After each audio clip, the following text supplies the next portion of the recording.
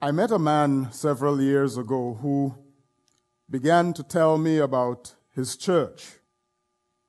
And he was telling me how beautiful his church was. And as he continued describing the beauty of his church, it dawned on me that he was not talking about the people. He was talking about the building. And he urged me to visit his church one day, and that I did. It was a beautiful building, Gothic structure, beautiful and ornate and elaborate woodworking, really beautiful. But when I met the leaders of the congregation, I knew that the man could not be talking about the people. He was talking about the building. They were a very dysfunctional group of leaders. And the membership had a sense of unrest and a sense of aimlessness. I'd visited that church for several Sundays and sensed that when people came in and left, that they weren't going to return because there was an aura of something there that was not beautiful, despite how beautiful the building was. The lighting was horrible.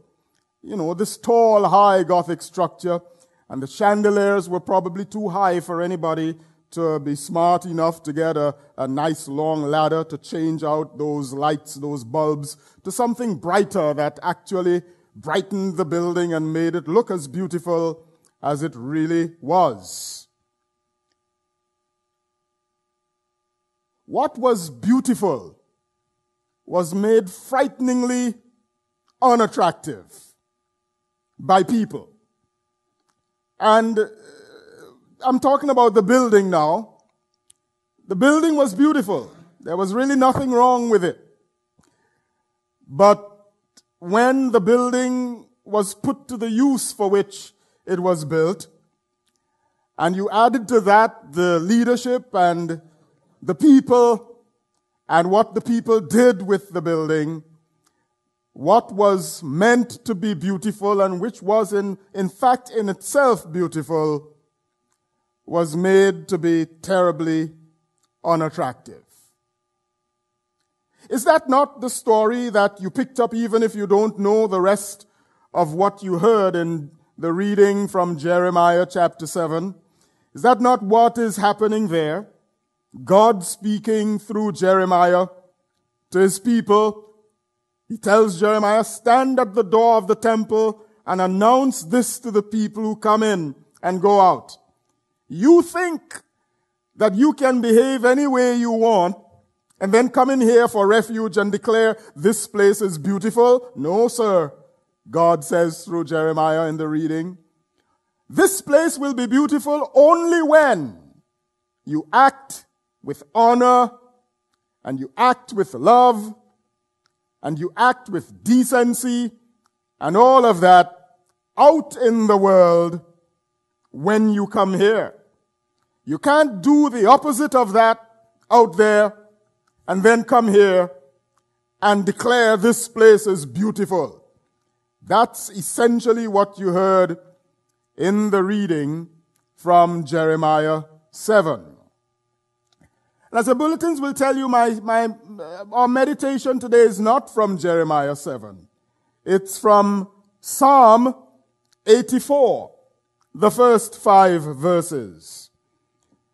Because the common denominator between the two stories, the one I told you about the man who met me years ago and talked about how beautiful his church was, but it turned out to be that, yes, the building was beautiful, but the actions and the mindset and the realities that the people brought to it made it unattractive, an unattractive experience.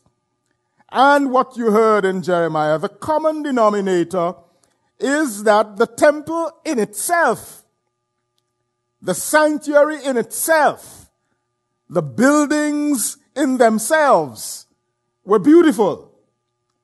But what people do to it makes it unattractive.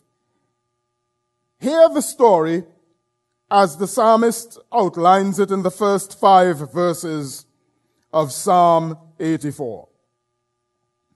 How lovely is your dwelling place, O Lord Almighty! My soul yearns, even faints, for the courts of the Lord. My heart and my flesh cry out for the living God. Even the sparrow has found a home, and the swallow a nest for herself, where she may lay her young, a place near your altar. O Lord Almighty, my King and my God, blessed are those who dwell in your house. They are ever praising you. Blessed are those whose strength is in you, who have set their hearts on pilgrimage as they pass through the valley of Baca. They make it a place of springs. The autumn rains also cover it with pools. That's up to verse 6. What is this psalmist saying? Well, it's clear that the psalmist, in the opening verse, is speaking about a place. That's why our meditation today is entitled, This Sanctuary Space. This sanctuary space. It's not often that we preach about a thing. We preach about people. We preach about God. We preach about love. We preach about the Spirit. We preach about behavior. We preach about all. I can't remember when last, if ever, in my nearly 40 years of preaching, that I have ever preached about the building. Well, here it comes today. This sanctuary space. What is the psalmist saying?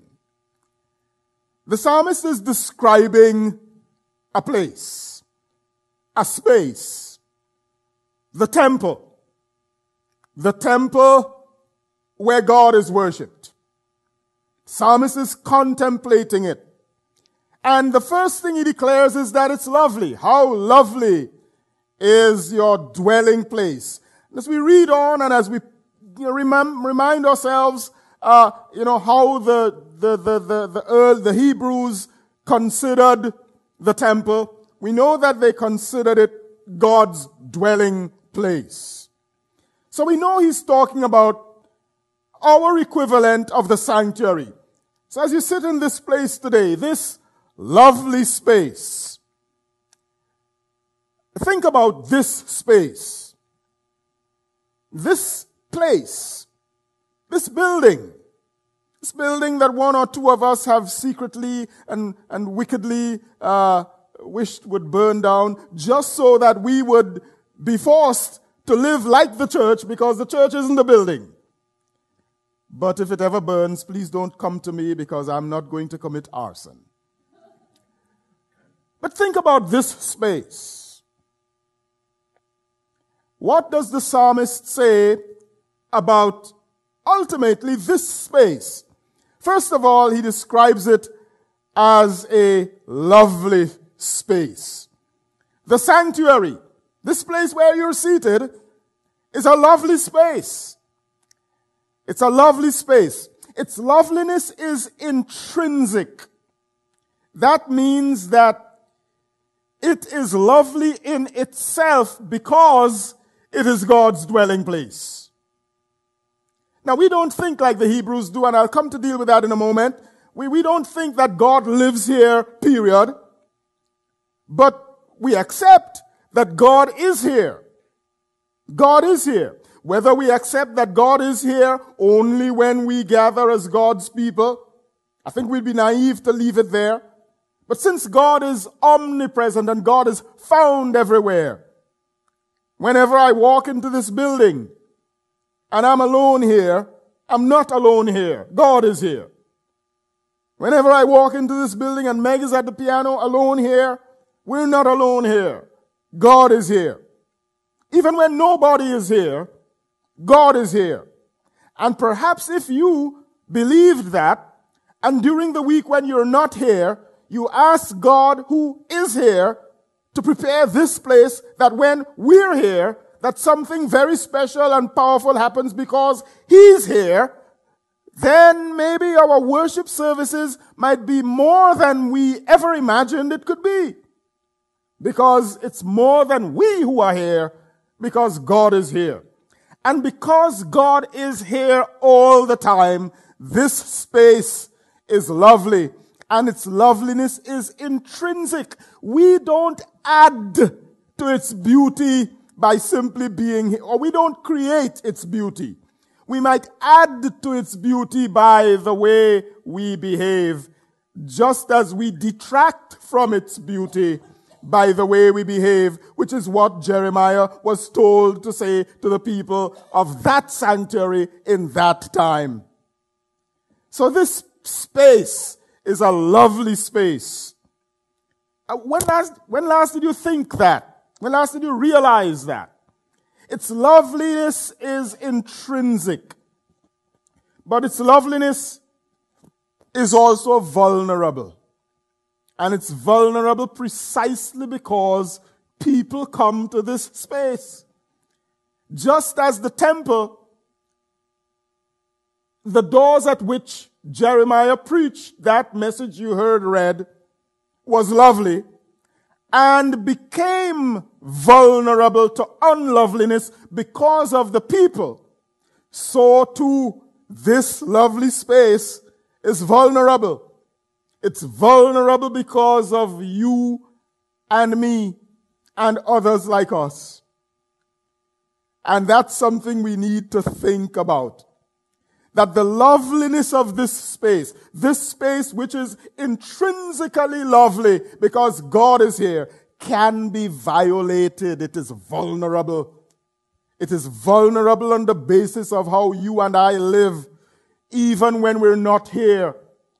And the things, the baggage we bring silently in here. And I'm glad that we had that reading from Jeremiah from the Message version. It makes it really more powerful. If you think you can live how you want out there and then come here and declare how lovely is your dwelling place, oh Lord, you got another thought coming, God says. I don't often preach like that.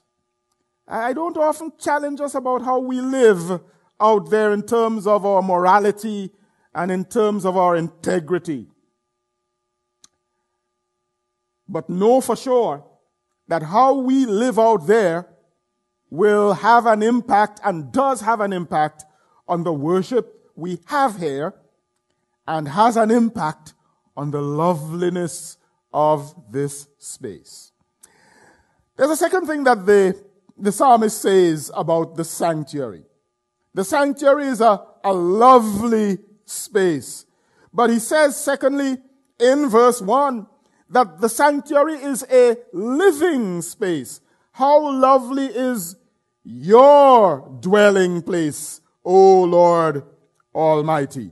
We know he's talking about the temple, about the sanctuary. Now, I said a while ago that we're not Hebrews, and our thought patterns are not like Hebrew thought patterns.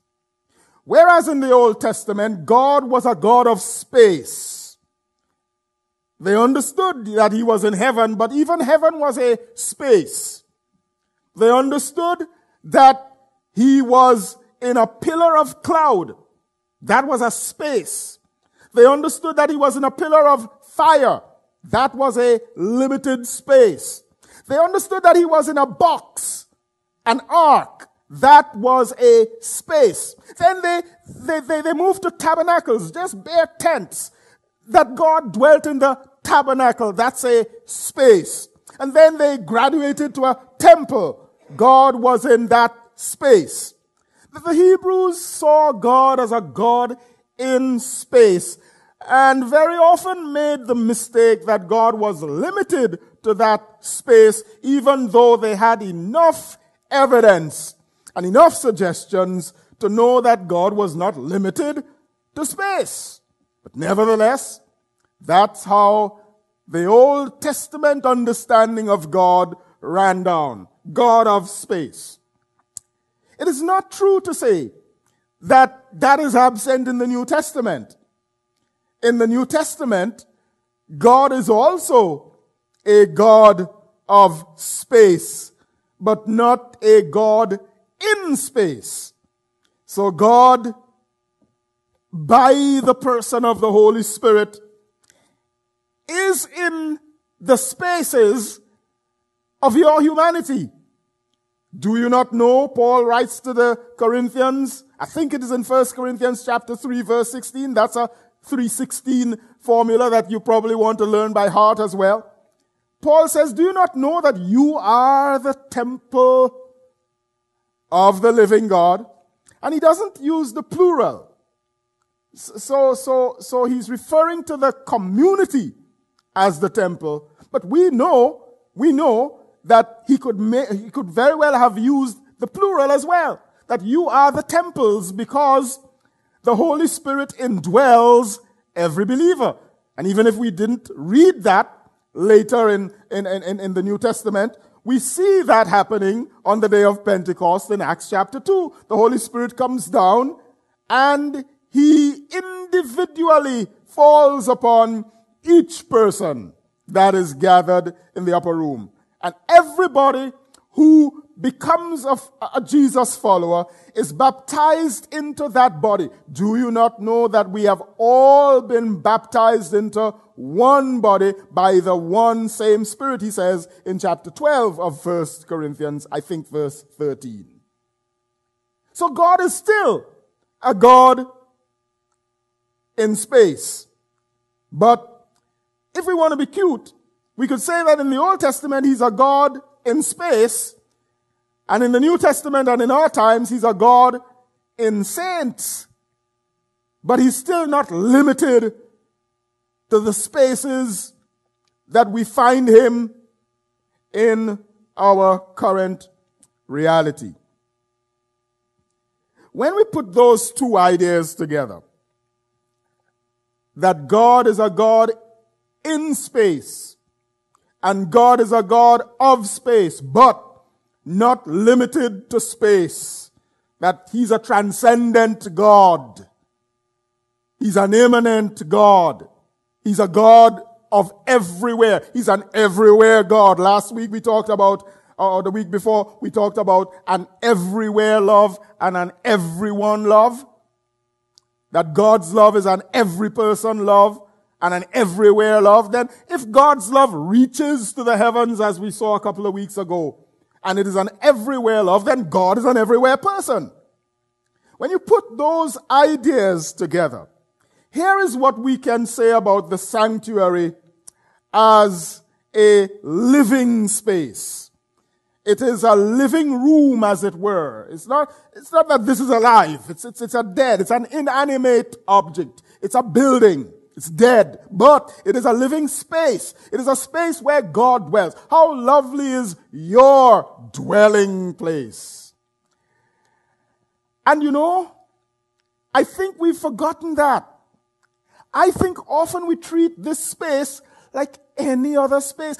I think that when we relax our rules, whether mentally or unwritten, that, you know, we shouldn't eat or drink or do certain things or speak certain ways in the sanctuary because God is here. You know, we've made this place just like every other place. You know, if this was the place where the president of the USA lived, I don't have to carry that any further. You get the message. If this was the place where the Queen of England lived and we were coming to visit, I don't need to finish that statement. If this was the place where the Supreme Court met, I don't have to finish that statement. How come this space where God dwells gets the kind of approach? I don't want to talk about the way we dress. I don't want to go there. I don't want to talk about, look, Michael, behave yourself. Do you see where I'm going with this? You're too silent. And I'm not stepping on your toes deliberately. I didn't even plan to say this. But these are just some of the things we need to think about. This is God's dwelling place. This is a special place. This is a holy place. That's another thing I probably don't preach about enough. Holiness, otherness, separate, special, reverence required. Turn your cell phones off. Turn your bad behavior off. Look, I should have prepared a little bit better for this. It is a living space. So therefore, the sanctuary is a space to which we return. Because we don't live here. We return here regularly, don't we? So it's a returning space. Why do we return here? Why do we come back here? Well, chiefly to celebrate. To celebrate what? To celebrate God. To celebrate God as what? God as my God. We might as well stay home if He's my God. Let's stay home. My God, your personal God. Stay home. But why do we come to this sanctuary, this place? We come to this place primarily, there are lots of reasons, but primarily we return to this space to celebrate God as a God of community. He's our God. And if our worship does not catch that sense, then we've denigrated this space to something lesser than it ought to be. Are you with me? You're too silent. This is a living space. It is God's dwelling place. If it is God's dwelling place and we don't live here, and that means we return to it. We return to it regularly. It's a space of returning in which we celebrate God as a God who is alive. For it is His dwelling, His living space. How lovely is your place of living, dwelling. So it's a living space, we said. And when we come, we return to celebrate the life of God in community. And to remind ourselves, it's a place of returning, it's a place of reminding. We remind ourselves that we belong to a living God, a God of community, so that when we leave here, we've been reminded. And it's a place of refreshing. So it's a returning space. We come to it regularly. It's a reminding space. We come to be reminded whose we are and who we are, so that once more we go out into the world refreshed, because it's a refreshing space in which we cultivate God's life. Think about it. It's a returning space in which we celebrate God's life as a God of community.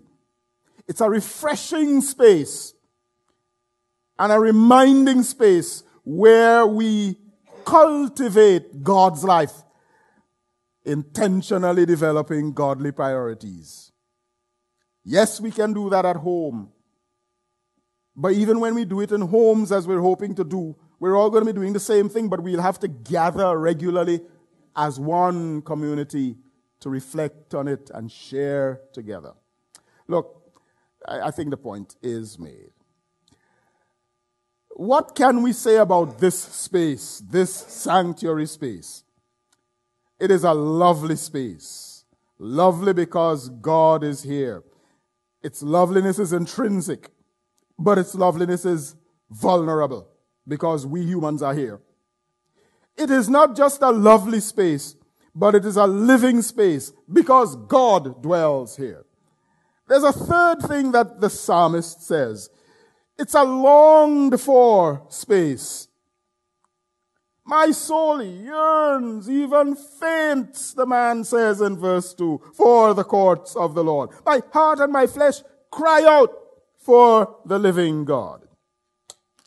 If you've read Psalm 42, In fact, if you have Bibles that have little notes above, you'll know that David is not the one who wrote the psalm. This is written by a Korahite.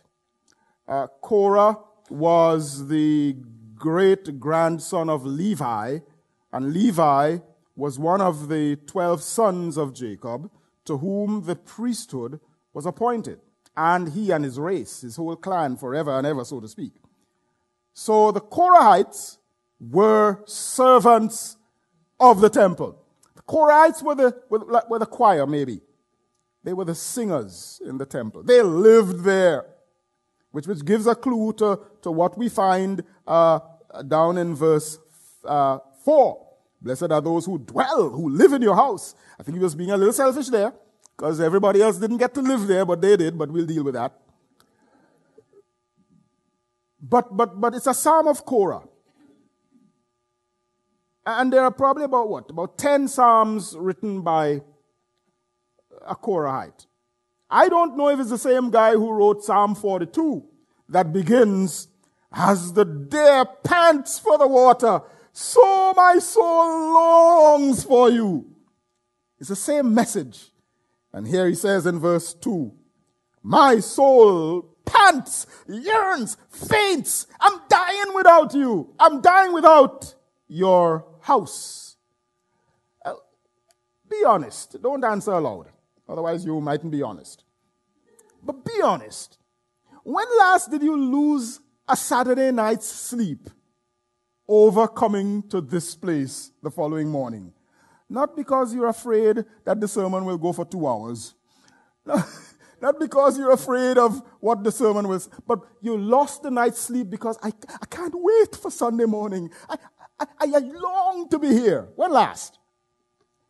Have you ever had that experience about this space, about this place and its people, or about any place?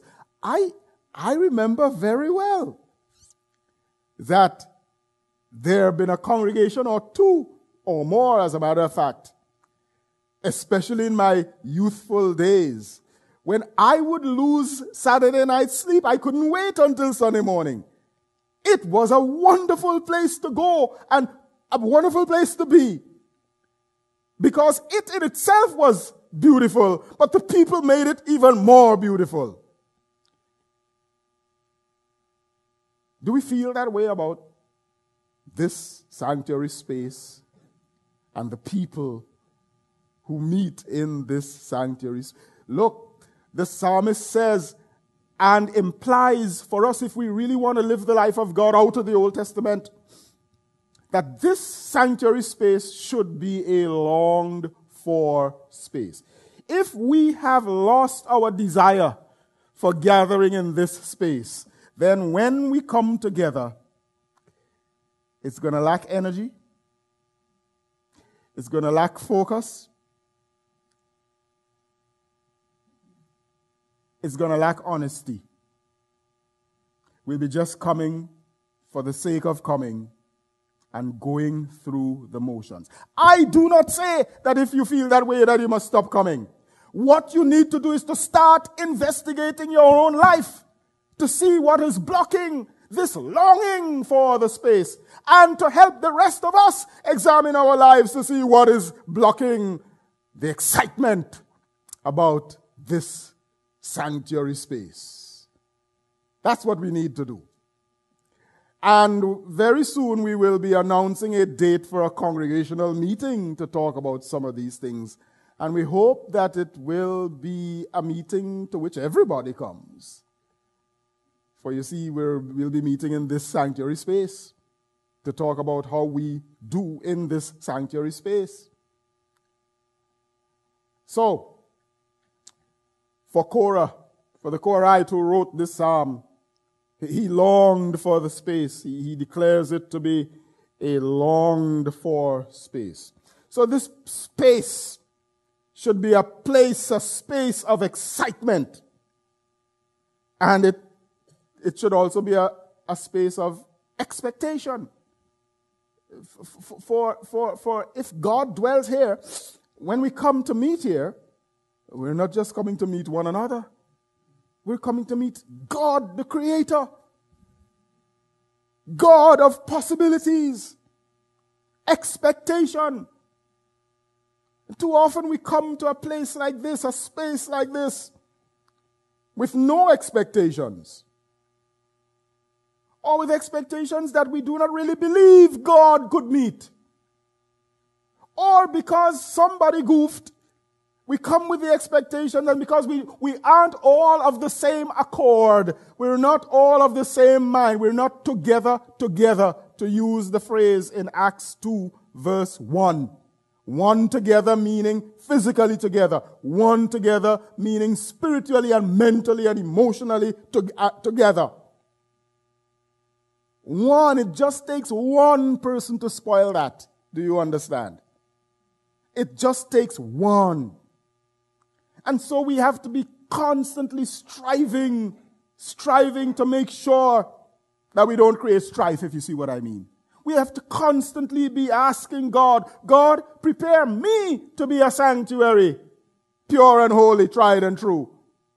So that when I gather with the others in the inanimate sanctuary, I will be indeed a channel of blessing and not a chasm of banefulness. That's a prayer we should pray every day of our lives.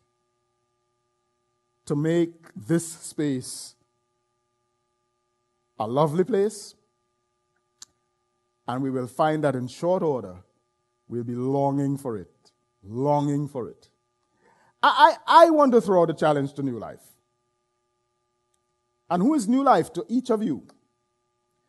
That for the rest of this year, perhaps, we aim at making it our goal to help the rest of us make this space, and by extension, the people who gather in it, a longed-for space. And try to see who will outdo the other. In the news on Sunday morning, who lost sleep last night because we were going to be here.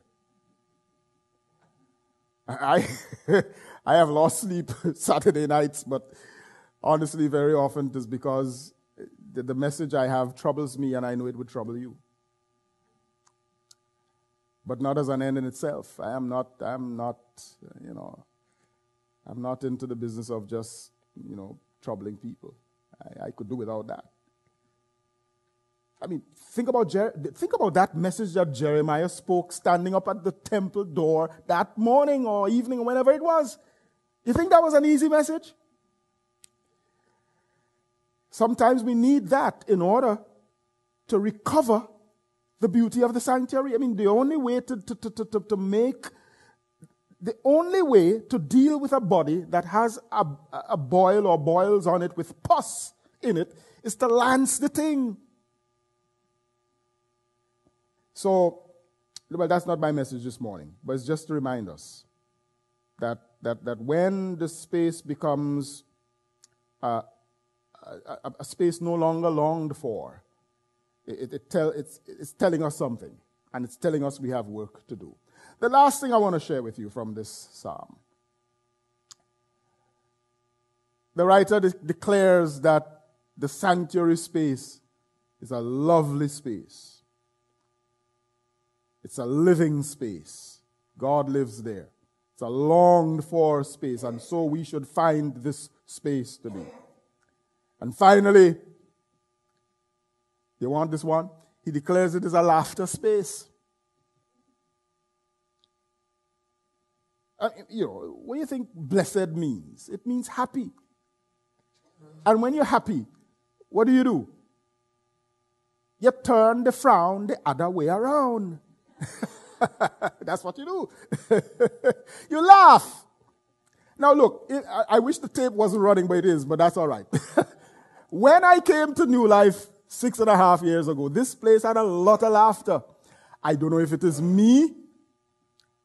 It could be me, but I'm not sure that we have as much laughter now as we used to. But the sanctuary is a laughter space.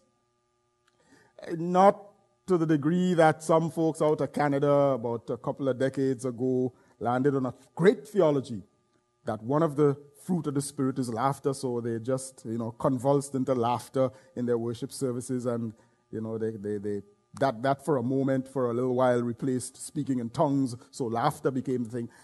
Fine, but look, happy, the man says blessed. 3 times he says it in the psalm here, but twice in the text before us. Blessed are those, verse 4, who dwell in your house. They are ever praising you. Blessed are those whose strength is in you, verse 5, who have set their hearts on pilgrimage. The sanctuary is a laughter space. Now watch this. The writer tells us that the laughter is conditional. It's conditional. You don't laugh just because it is a laughter space. Watch him. He says, blessed, happy, laughing are those who dwell in your house. Now, I said a while ago and reminded you that these fellows lived in the temple. So what happened to the rest of us? Aren't we not going to laugh because we don't live here? Well, think again about that reading you heard from Jeremiah 7. That's the link. That God tells Jeremiah to speak to all the people who come into this temple and say to them, you can't live how you want out there and then come and find refuge and think you're safe in this sanctuary and say, we're safe just because we come here. This sanctuary will be safe. This sanctuary will be lovely. This sanctuary will be my place only if. That's how the Message version puts it several times. Only if. Only when you live honestly. Only when you pay attention to the widow. Only when you are honest with one another. Only when you live honorably out there. Therefore, we can make the quick link that if this space is going to be a space of laughter, it has a lot to do with how we live out there. So that when we come here, we bring the baggage of laughter. And the implication is that the way we live when we're here for the 2 hours we're here is precisely the way we live when we're out there. So this is a laughter space. The laughter is conditional upon living, our living in the sanctuary. And because we don't live here, that's a hard message to get through our skulls. So let me try again. Think about what you do when you come here, or what you ought to do. Think about the mindset you ought to have when you come here. Think about the facade you put on when you're here, if you put on a facade at all. Think about what you really feel inside and wish you could really show it. And you should really, because this should be a place of honesty.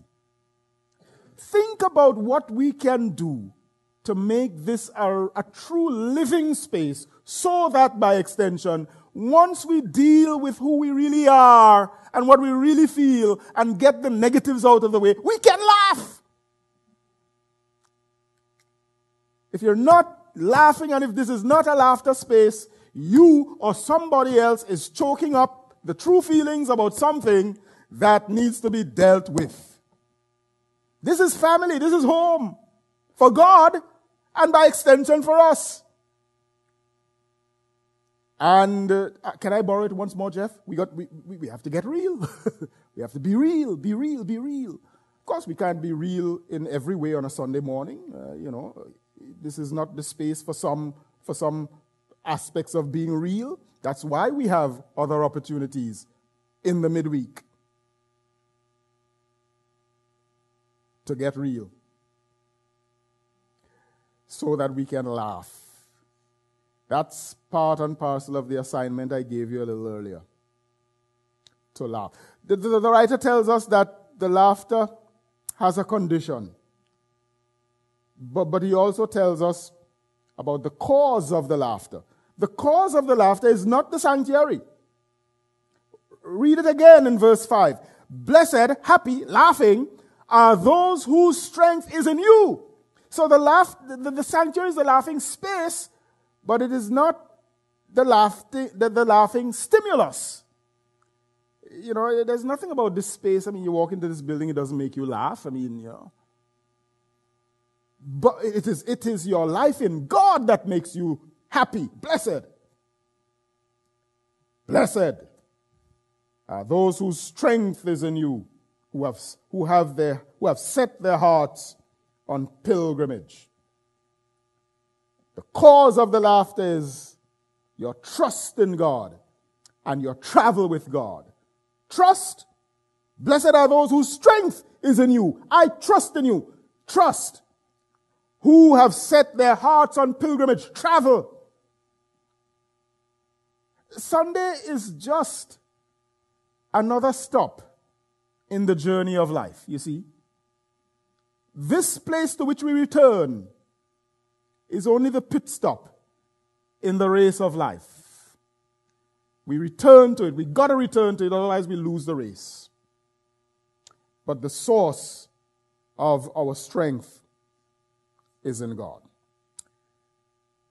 Let's say a couple of things before I end. If the sanctuary is a lovely space, then it is to be admired and preserved. Right? Lovely things are admired. That's clear. It is to be admired and it is to be preserved. It's to be admired because it is lovely. So take a moment every now and again. Walk around this building. As you walk, pray, read. By now everybody should know all of those pillars of our statements, clauses of our mission statement by heart. Take a look at the cross. Think about the people who imagined it. The sisters who took time to think about it, who come and construct it like that. Think about it. Look at each individual cross. Look at the cross that is the whole thing. Look at the stained glass windows. Look at the screens. Look at the empty screens. Think about how empty life could be without the Word of God, without a song of life. I mean, just walk. Look at the empty red chairs. Yes. Just look at the clock and pray that your pastor does do that too. Just walk around this space. Admire it. Thank God for the people who imagined it. Look, there's so much. And I am looking at the clock. It must be admired and it must be preserved. Preserved, not just because our insurance costs will go up if we don't, but because of what we said earlier on, because it's a vulnerable space, it's vulnerable to the ways of human beings. We've got to work on preserving this as a holy space. So the preservation has to do with us before it has to do with the building. So if it's a lovely space, it is to be admired and preserved. If it is a living space, it is desired and it is required and deserved. What did I say? Am I mixing it up? It is required and reserved. If it's a living space, it's required. It's God's life. God who lives here. And He doesn't desire that any should perish. Therefore, it's a required space. It is to be required. And it is deserved. Because He is not willing that any should perish. And once we come into His family, we deserve to die. The wages of sin is death. But now that we have become His, we deserve to be with Him, not because of us, but because of Him. If it is a longed for space, then it is to be acquired and reserved. So stop longing for it. We've got it. It's acquired. Consider it acquired. Consider it your space because your God lives here. Treat it like you treat your house, or better than you treat your house, because this is God's house. And there's a lot of that goes on in the Old Testament. One person got fed up. In fact, God Himself got fed up and looked at Israel one day and said, Why should you people be living in paneled houses, beautiful places, and the temple of the Lord is in disrepair? What's wrong with that picture? This sanctuary, God's space, if it's a longed for space, then it should be acquired, but we have it. And it should be reserved. Reserve this space in your calendars, not just Sunday. Reserve this space in your agendas, in your ambitions for life, in your plan for your life. Reserve this space. I'm speaking figuratively now. I'm speaking literally when I say reserve this space, not just on Sundays. This space is used on Wednesdays when the family gathers for prayer. Reserve that. If it is a longed for space, if we're longing to be here, why wait all the way till Sunday? We meet on Wednesday too. We meet, and soon we'll be meeting in other places, which will, by the nature of what we do, will be those spaces, those sanctuary spaces as well, even for moments. So when we go down to Ken's man cave, regardless of whatever he does there and drinks there and whatever, it will become a sanctuary space. And finally, if it is a laughter space, then it is to be desired. Everybody needs to laugh. Everybody has to laugh. It is to be desired and observed. Laugh, happy. So all in all, this sanctuary space is where God dwells. We have it. But it's a gift from the Almighty back to us. And we need to take it and tend to it, just as God expected the couple in the Garden of Eden to care for it and tend for it. So take this sanctuary space, this dead building, but alive because God lives in it, because God's people return to it and are refreshed in it. View it for its loveliness. View it for its liveliness. Ask God to make it a longed for space in your life, in your agenda, in your program of your life.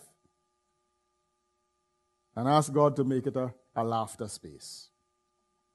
When we do that, new life will be new and living. Amen.